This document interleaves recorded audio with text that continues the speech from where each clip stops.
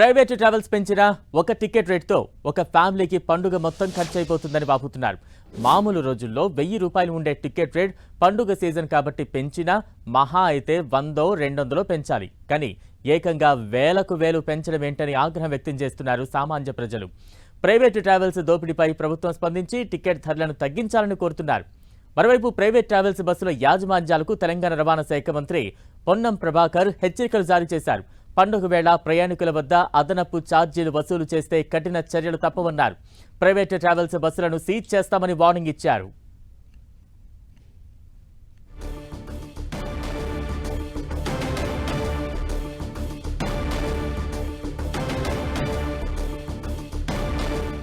సాధారణ రోజుల్లో కంటే కూడా పండుగ సీజన్ వచ్చిందంటే చాలు ప్రైవేట్ ట్రావెల్స్ దందా ఏ స్థాయిలో ఉంటుందో మనం మాటల్లో చెప్పక్కర్లేదు. అలాంటిది సంక్రాంతి లాంటి పండుగ వచ్చిందంటే ఆ టికెట్ ధరలు వేలల్లోనే ఉండటంతో సామాన్య ప్రజలందరూ కూడా తీవ్ర ఆవేదనకు గురవుతూ ఉన్నారు.